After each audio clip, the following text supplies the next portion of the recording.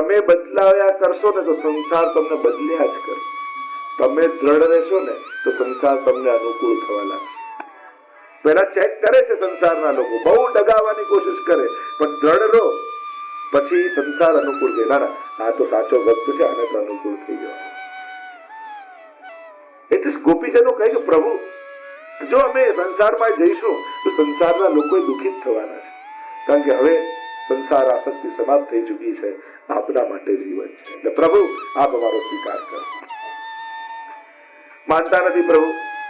ગોપીઓ કહે કે જેમ કોઈ એક પત્ની પોતાના પતિની પૂજા કરીને અન્ન જળ લેતી હોય ને બહારગામ ગયો ને માટીનો પૂતળો બનાવી દે એનો પતિ, અને એકવાર માટીના પૂતળાની પૂજા કરતી હોય સાચો પતિ આવે તો બતાવે એને શું કરવું જોઈએ, કે સાચો પતિ આવે તેની પાસે જ જવાય ને. તો પ્રભુ કહે, ગોપીઓ સમજાવવા લાગી, પ્રભુ એ તો આપને સમજાવીએ છે કે જયારે આત્માનો પતિ મળી ગયો હોય ત્યારે માટીના પૂતળા પાસે શા માટે મોકલો છો?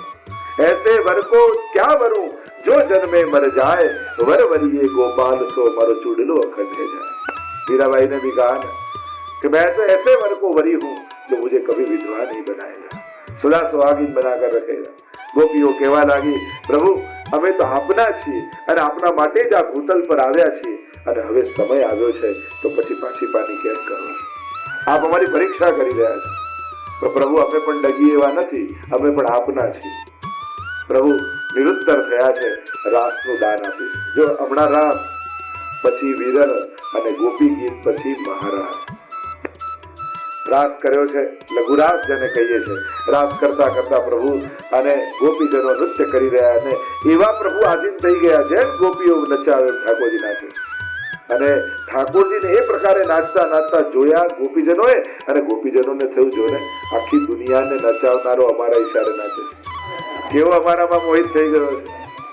સૌભાગ્ય મદાની તાસામ તત સૌભગ મદમ વિક્ષમાનંચ કેશવ પ્રશમાય પ્રસાદાય तत्रैवांतरधीयत. लिखा सुखदेव जी ने कि जब गोपियों के हृदय में सौभाग्य मत जगा, અને ત્યારે ઠાકોરજી જોયું પ્રભુને બધું ગમે, મદ ન ગમે, અહંકાર ન ગમે. અને એટલા માટે ભક્તિનું પહેલું ફળ એ દીનતા છે. તમારી સેવા ઠાકોરજી સ્વીકારે છે એમ ખબર કેમ પડે કે તમારા હૃદયમાં દીનતા આવવા લાગે તો માનજો પ્રભુ તમારી સેવા સ્વીકારી રહ્યા છે. સેવાનું પહેલું ફળ દીનતા છે. દીનતા રહે, વાચિક, માનસિક અને કાયિક ત્રણેય પ્રકારની દીનતા આવે. કદાચ હૃદયની દીનતા, માનસિક દીનતા જલ્દી ના આવે તો વાચિક દીનતાથી શરૂ કરો. આપણી વાણીમાં દીનતા હોય. વૈષ્ણવની વાણી તો કેવી? વૈષ્ણવ એને જ કહેવાય ને કે જેના મુખમાં સ્મિત, કંઠમાં ગીત, હૃદયમાં પ્રીત, એ જ વૈષ્ણવ છે. જે સદાય દીનતા ભાવથી રહેતો, એ વૈષ્ણવનું લક્ષણ પહેલું. અને ગોપીઓના મનમાં મદ આવ્યો, પ્રભુને ગમ્યું નહીં, અને પ્રભુ કૃપા બે કારણથી અંતર ધ્યાન થઈ ગયા. પ્રશમાય પ્રસાદાય. એક તો અહંકારનું પ્રશમન કરવા, અને બીજું કૃપા પ્રસાદ. ઘણી વાર પ્રભુ કૃપા કરવા ઈચ્છે ને તો જીવનો અહંકાર તોડે, કોઈના થકી અપમાન કરે, અને એમ કરીને આપણો અહંકાર ભગવાન તોડે છે. ત્યારે એમ માનું છું ઠાકોરજી કૃપા કરીને મારો અહંકાર વધવા ન દીધો. આપણે રાણીની કથા આવે છે ને કે શ્રીનાથજી દર્શન કરવા તો જો, પણ મારી ચાદર અને છત્ર લઈને જવું, અને હું એકલી દર્શન કરું, મારી જોડે કોઈ નહીં. મહાપ્રભુજી કે ઠીક છે, કૃપા તમે દર્શન કરો. શ્રીનાથજી બાબુ એનું ચલાવે. બહાર હજારોની ભીડ હતી, છાનામાના બીજું રૂપ ધારણ કરીને દરવાજો ખોલી દીધો. એવી ભીડ આવી કે એક કપડું ના રહ્યું. ઠાકોરજી કોઈનો મદ ચલાવતા નથી, એટલે અહંકાર જીવે નહીં કરે. સૌથી મોટો દુશ્મન આપણો અહંકાર છે, ઈગો. અને પાછી તકલીફ શું છે કે એ માણસને દેખાતો નથી. પાછું જો ક્રોધ ખબર પડે, ઈર્ષા ખબર પડે, બાકી બધા દુર્ગુણ છે ને આપણે ખ્યાલ આવી જાય. પણ ઈગો એવો છે ને, આપણને કોઈ અહંકાર નહીં, એ વાતનો અહંકાર આવી જાય. આપણને એમ કોઈ ઈગો નહીં, એ વાતનો ઈગો થઈ જાય. તો આ તો અહંકાર એવો છે. અને પાછો બીજો કોઈ કે ગમે નહીં. તકલીફ શું છે, આપણને દેખાય નહીં, બીજો કે ગમે નહીં, તો ખબર કેમ પડે? પગમાં કાંટો હોય પણ ખૂંચતો ન હોય તો કાઢીએ. જે દિવસે ખૂંચવા લાગે, ગુરુ કૃપા થાય ને એ દિવસે અહંકાર ખૂંચવા લાગે. શ્રી વલ્લભની કૃપા થાય ત્યારે આપણને આપણા દોષો ખૂંચે એટલે કાઢવાની ઈચ્છા થાય. ત્યારે ભાન થાય કે મારી અંદર અહંકાર. બાકી બહુ આંખને છે ને બહાર જ દેખાય છે, અંદર નથી દેખાતું. આંખની પ્રોબ્લેમ શું છે? એ અંદર નથી જોતી, બહાર જ જુએ છે. અને એ સામેવાળાને દેખાય તો બિચારો કહીએ ના શકે, પાછું ખોટું લાગી જાય. અહંકારી વ્યક્તિને સાચવો બહુ અઘરો, જેટલું માન આપો એટલું ઓછું લાગે. અરે એની આગળ બીજા કોઈનું સન્માન કરો તો એને ખોટું લાગી જાય, પણ એનું તો કઈ બગાડ્યું ના હોય. તો બીજાને સન્માન આપો તો કે આને કેમ આપ્યું, તો તને શું પ્રોબ્લેમ? આ અહંકાર છે ને હંમેશા ખૂચ્યા કરે,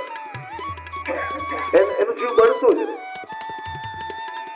ઈર્ષાળુ, અહંકારી, કંજૂસ, આ અમુક લોકોની જે શાંતિ ના હોય જીવન, અને ગમે તે કહો એને જીવનમાં અશાંતિ જ બન્યા, અને એને પોતાનાથી અસંતોષ હોય, પોતે પોતાનાથી તૃપ્ત ન થતો એટલે એના જીવનમાં ઉદ્વેગ બન્યો.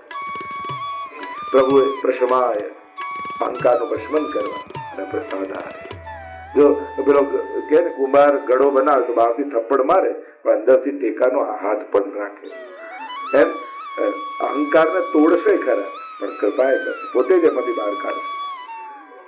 અંતર ધ્યાન થયા. ખરેખર તો ગોપીઓના ધ્યાનમાં અંતર આવ્યું. જે ધ્યાન પ્રભુની કૃપાને જોતું હતું એ પોતાની વિશેષતા જોવા લાગ્યું. આપણે શરૂઆત સેવા પદ રહી પહેલા કઈ આવડતું ના હોય, અમને તો કઈ નથી આવડતા, કોઈ કૃપા કરીને બસ કરીએ છીએ, હાથ પવિત્ર કરી, બાકી આવડી જાય ને મારા જેવું તો કોઈ ના કરે. એટલે એ જ વસ્તુ અહંકાર બની જાય. એ જ વસ્તુ એટલે ઘણી વાર આવડત જ અહંકારનું કારણ હોય છે. ઘણી વાર કારણ કે જેનામાં કંઈક વિશેષતા હોય તો જ એને બીક રહે. અને એટલા માટે ઘણી વાર લોકો કે અમે આવા વૈષ્ણવ બધું કરીએ તો પ્રવચનમાં બધા અમને જ સંભળાવો કે અક્રોધ નહીં કરવો, ઈર્ષા નહીં કે અસત્સંગ કરવો. વારી ઘડી અમને કેમ કહેવામાં આવે? જે બધા ખરાબ છે, ભગવાનમાં નથી માનતા એને કોને? અમે માનીએ છીએ, શ્રદ્ધા રાખી તો અમને વારી ઘડી કહેવા. એક છોકરો છે ને ધંધામાં ઝવેરીનો ધંધો, તો પપ્પા હવે હું ધંધામાં જોડાવું તો કે આ હીરા બાજુના ગામમાં આપ્યા. એટલે ટ્રેનમાં મૂકવા આવે એના પપ્પા અને સમજાય તો બેટા સાચો છે, તકિયાની નીચે રાખજે, સુઈ જાય તો મૂકીને જતો, બાથરૂમમાં જાય સાથે લઈ જજે, હીરા છે, આટલા મોંઘા હીરા છે, જો ખોવાઈ ન જાય. અડધો કલાક લેક્ચર એના પપ્પાએ આપ્યું એટલે અકળાઈ ગયો છોકરો. જો સામે એના પપ્પા એના મૂકવા આવે પેલા છોકરાને કઈ કહે છે ને તમે અડધો કલાકથી મને લેક્ચર આપ કરો, આવું કેમ? ત્યારે એના પપ્પાએ કહ્યું પેલો ફરવા આવ્યો છે અને તારી પાસે હીરા છે એટલે તને કહેવું પડે. જે દુનિયામાં ફરવા જ આયા છે એને કહેવાની જરૂર નથી, પણ તમને તો ભાવના હીરા લઈ મહાપ્રભુજી આ ભૂતલ પર મોકલ્યા છે અને આ હીરો કોઈ લઈ ન જાય એની ચિંતા છે એટલે કહેવું પડે. બાકી જે આટલા ફેરા જ કરવા આવ્યા છે એને ક્યાં સમજાવવાની જરૂર? પણ જેના હૃદયમાં ભાવરૂપી હીરો છે એટલે હરિરાયની વારે ઘડીએ ચેતવે તારા ભાવરૂપી રત્નને કોઈ ચોરી ન જાય. સાચવજે તારા સારા વિચારોને, તારી સદભાવનાને. આ હીરાઓ છે, આ વારે ઘડીએ નહીં મળે, કોઈ ચોરી ન જાય. ધ્યાન રાખ, ક્યાંક એવો સંગ ન થઈ જાય કે તારો ભાવ જતો. તો આમ ગોપીજનો અંતર ધ્યાન પ્રભુ થયા એટલે કે એમના ધ્યાનમાં અંતર આવ્યું. ગોતવા લાગી ગોપીઓ, કહાં ગયા મારે કૃષ્ણ? લતા પતા વૃક્ષોને પૂછે છે. કોઈ એક ગોપીને લઈને ગયા છે, આગળ ગયા તો એક ગોપી પણ મળી રડવા લાગી, મને પણ મદ આવ્યો, તમે મને મૂકીને જતા રહ્યા. આઈએ પ્રભુ को ढूंढते हैं, रोने लगी गोपियों, प्रलाप કરવા લાગી, મારો શ્યામ મને જડતો નથી. 19 શ્લોકમાં ગોપીજનોએ ગોપી ગીત ગાયું છે અને 19 શ્લોક ગાનારા ગોપીજનો જુદાયું છે. મહાપ્રભુજી ગોપી આટલું સૂક્ષ્મતાથી કોઈએ ભાગવતજી પર ટીકા નથી લખી કે એક એક ગોપીઓના પ્રકાર મહાપ્રભુજી અદભુત રીતે બતાવે છે.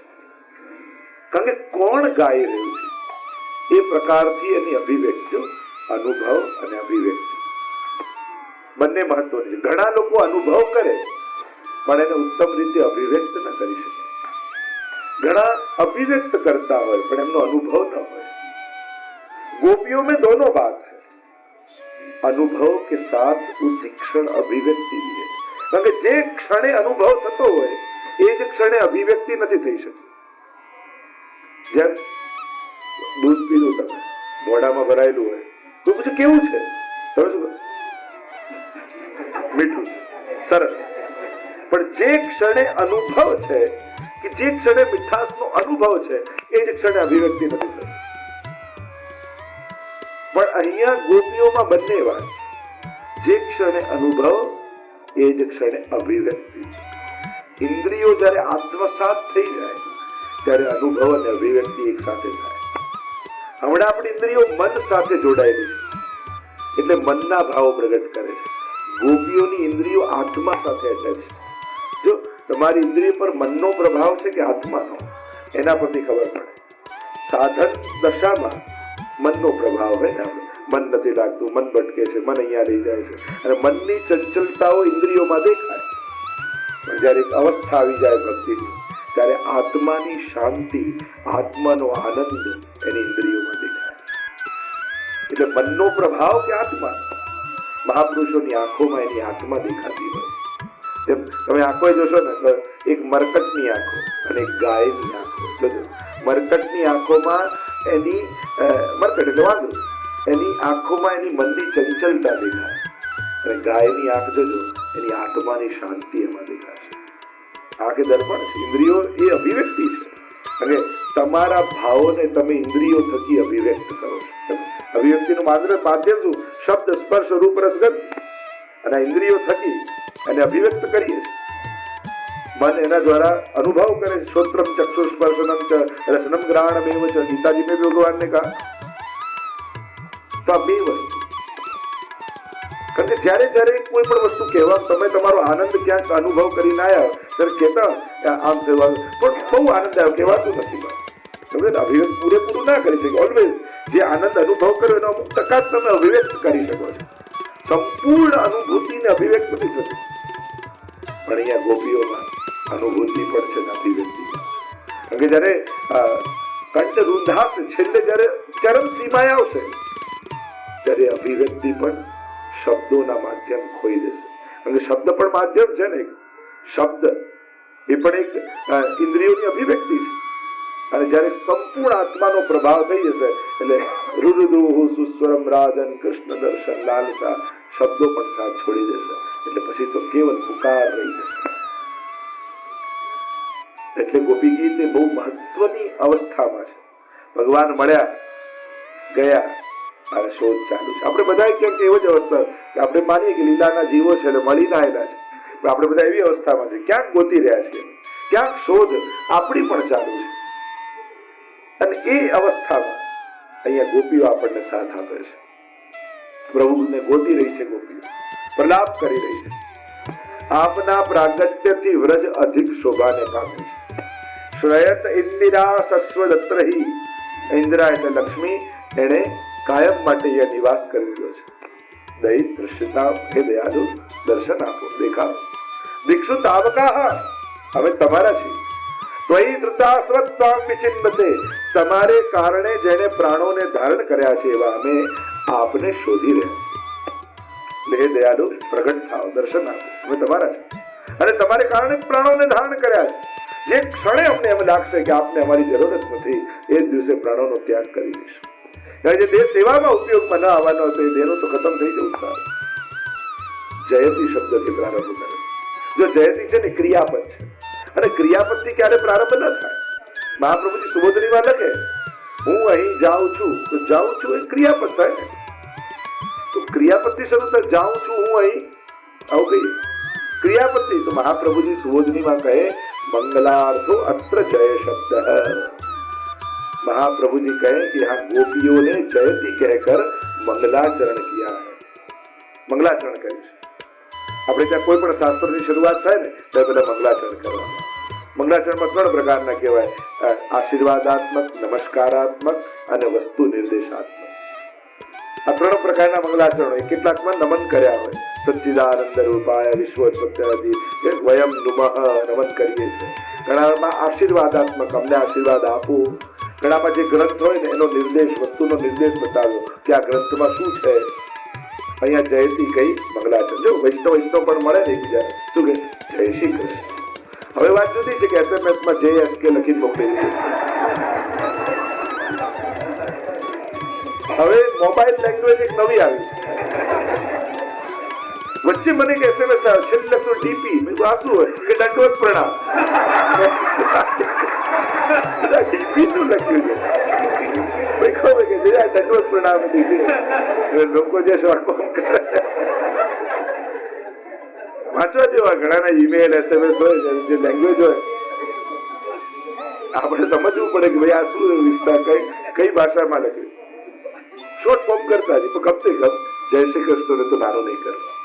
આપણા જીવનનું મંગલા, એકબીજાની આગળ મંગલાચરણ કરીએ છીએ. તારી અંદર કૃષ્ણનો જય થાય. અને જયારે આપણે જીતીએ છીએ ત્યારે ભગવાનને હરાવી જીતીએ છીએ, અને જયારે ભગવાન જીતે છે એટલે ભગવાન મારી અંદર જીતે.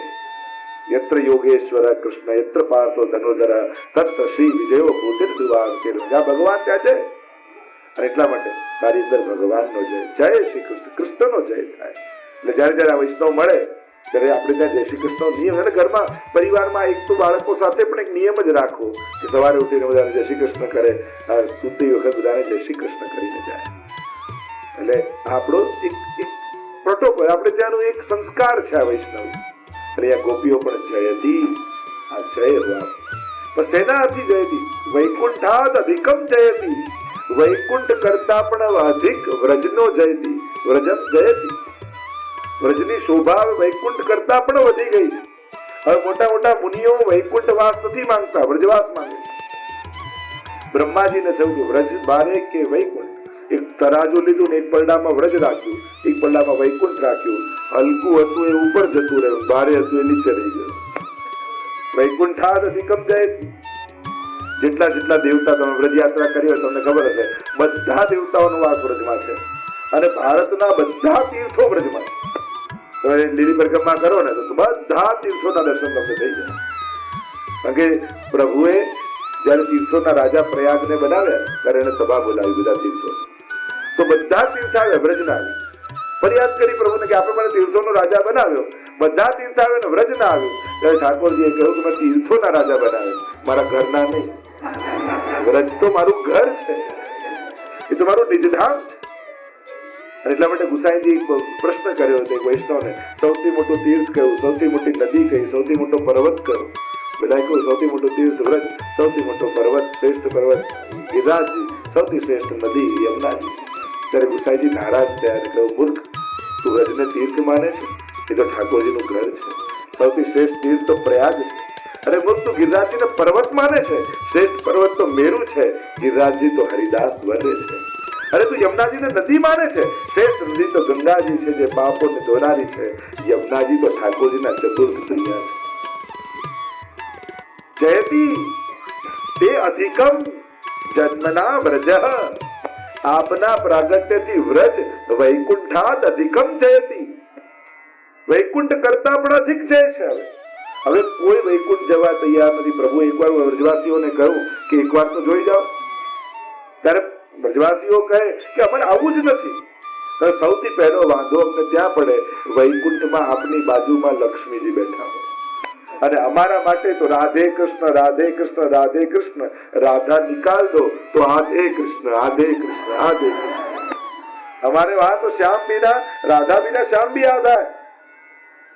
અને એટલા માટે પ્રભુ આવીએ તો ખરા, પણ એક શરતે આવીએ, ત્યાં આપના ચરણમાં રેણું, હાથમાં વેણું અને બાજુમાં ધેનું હોય તો આવીએ. કે આ ત્રણ વગર અમારો કૃષ્ણ અધૂરો છે. ત્યાં ત્રણે ખરું. ઠાકોરજી કે ત્યાં તો રત્નજડિત મોજડી પહેરું, ત્યાં રેણું વેણું ન હોય. ત્યાં ગરુડાસન છે પણ ધેનું નથી.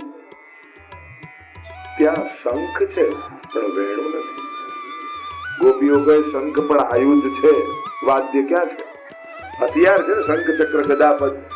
એ તો લોકોને ડરાવીને દૂર ભગાડવા માટે છે, અને વેણું તો દૂર રહેલાને નજીક બોલાવવા માટે છે.